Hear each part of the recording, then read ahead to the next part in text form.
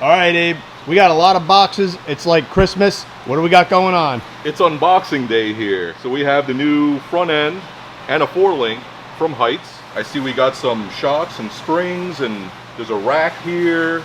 So we got a lot of cool parts that are going in this Cyclone here, that this Godzilla is going in and this Tremec is going in. Hey guys, what's happening? It's been a little bit since we did a video, a couple of weeks. We've been crazy busy, and we got some updates. We got some big news on the car front here, and also I got some personal news that's really cool. So you probably remember me if you're an old Mustang guy from this little magazine I used to edit and be a part of for 20 years called Muscle Mustangs and Fast Fords magazine. And for 20 years I worked on this book. We covered it all, from Fox bodies all the way up through the modular stuff, the Coyote stuff, and from 1994 to 2014, this was pretty much my life, big part of my life. Magazine moved to California. I didn't want to go, so I started my own company, REVan Media, and this YouTube channel has spawned out of that too. So a lot of good things have come, but now I got something new to talk about. We're back in print, but not with this. With this, my new venture with a bunch of guys called Drag Racing Edge magazine. I'm really proud to announce that we've done 2 issues so far. Things are going great, so we can talk about it. If you want to go online, you can check out our Facebook page, Instagram page, dragracingedge.com. We got a website where you can subscribe.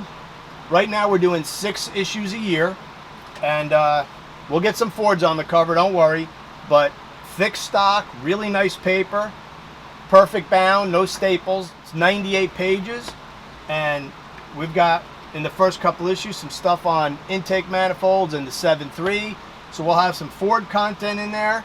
We've got all kinds of cool drag racing stories covering NHRA, NMCA, NMRA. We'll do PDRA. We're going to do nostalgia stuff.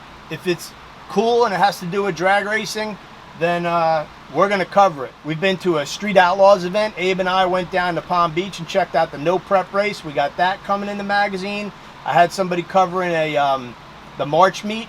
My buddy Mark covered the March meet. So check us out online. You could subscribe. It's $24. You get 6 issues. I think it's worth it. Everybody's been loving the thing so far.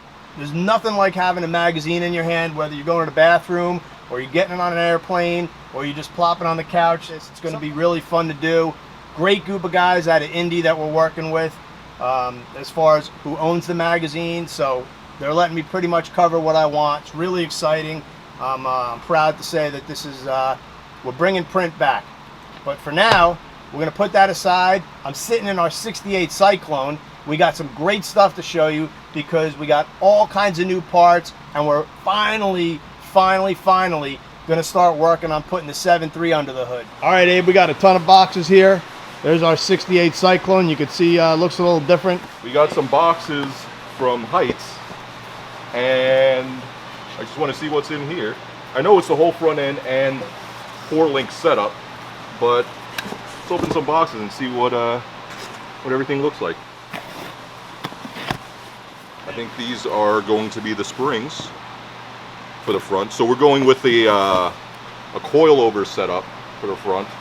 It's going to be a rack and pinion front steer. So it'll be a modern steering and suspension instead of this old setup here. I'll go check that out. Oh yeah, we got pretty parts. So basically this is Heights at Heights.com's Super Ride 2 front suspension and rear suspension that fits the Torino and of course the Cyclone as well. Right, Abe? We thought about putting the 7.3 in just with the stock front setup, but it wasn't going to work. Correct. It was rear steer, and with the old suspension setup we're going to need new shocks and new springs and new steering, so this is just a much better way to go. It'll steer a lot better and ride a hell of a lot better.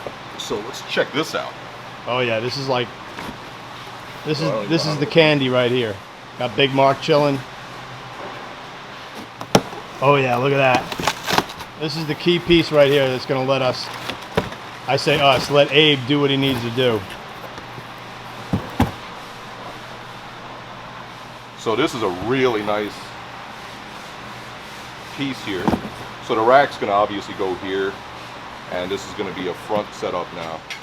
So it looks like these are all the brackets that will have to be welded onto the car. Look, homework. The good thing is it's only 4 pages. So how bad could it be, right? All right, so Abe unboxed the front Heights cross member. You can tell it's beefy. It's designed for high performance, whether you want to go autocrossing, road course driving, or have just something really cool for the street performance. Box frame. This is notched, so once you cut all this out, the shock towers, the front suspension, it'll sit down in the frame of the car. There's gussets and all types of things that will get welded in by Abe to fortify it into the car. Then you got your new front suspension. Like I said, the rack up front. Right now the steering box is kind of tucked behind or this shock tower. So that all comes out and you'll have a new style steering, front steer as opposed to rear steer. That's going to help us big time with the exhaust on the 7.3, because the 7.3 it's not a small engine, it's not huge, but the way the exhaust is would kind of be interfering with the steering shaft. So that's going to be a big plus and allow us some options for exhaust, whether we go with headers or the stock manifolds. All right, so we laid everything out on the bench just to take a quick look at some of the parts and pieces. And Abe's got like a little mock-up going here. Yeah, I'm just trying to mock this up, see how the control arms, the shock and spring is going to look. So we have an adjustable shock here, coilover setup with Viking performance springs, 550s in the front, 250s in the rear, 2-inch drop spindle. So this thing is going to be 2 inches lower. It's going to look really, really nice. Tubular control arms, and let's see how this is going to look over here when this is set up. I mean, obviously it's not bolted in yet, but that's kind of cool. And look at all these, the hardware that it comes with. It's pretty beefy stuff. Next thing I have to do is cut everything out and mock this up. Then I could mock up the engine and transmission. This is going to be the next step, is mounting this frame into that car. So speaking of transmissions, let's show everybody what's going to go behind that 7.3. All right, guys, so we had a lot of choices when it came to transmission for the Cyclone. Being that the 7.3, basically the rear of it is modular Coyote, you can put just about anything behind it, automatic, 6-speed, 5-speed, 4-speed, whatever you want to go with. We chose a Magnum from Tremec. This thing is beefy. It's been known to handle all kinds of power. There's a couple different gear ratio sets that you can go with depending on what you're really trying to do. We went with the taller 297 first gear. I think the other one is a 266. That would be like the Cobra transmission. So a little more first gear ratio is going to give you better acceleration off the line. It also has the taller overdrives. So when you put it in 5th and 6th, it doesn't really super lug the motor. Even though the 7.3 is going to have a lot of torque, we want to be up in the RPM range in case you want to be on a road course, put it in 5th, and you still got a usable gear. Also 6th for the highway, so it's going to be perfect. I think we're going to go with a hydraulic clutch. We're not sure which clutch we're using yet, but we're looking at a couple different options there. And we'll get more into the transmission when we actually go to install it. We'll talk about how it fits in there, and we'll cover this thing from front to back as far as, you know, spline count, output shaft, shifter location, all the different things you can do when you're retrofitting a newer style transmission into an older car, or doing any kind of swap for that matter. So we went with the Wood Brothers theme. Candy apple red on the top. I painted it the same way they had it, to the side and the back, but we left the patina of the white because, you know, you got to keep it that way. I think it looks a little better. It also has a better flow to it than a brand new looking car, I think. Another thing I did was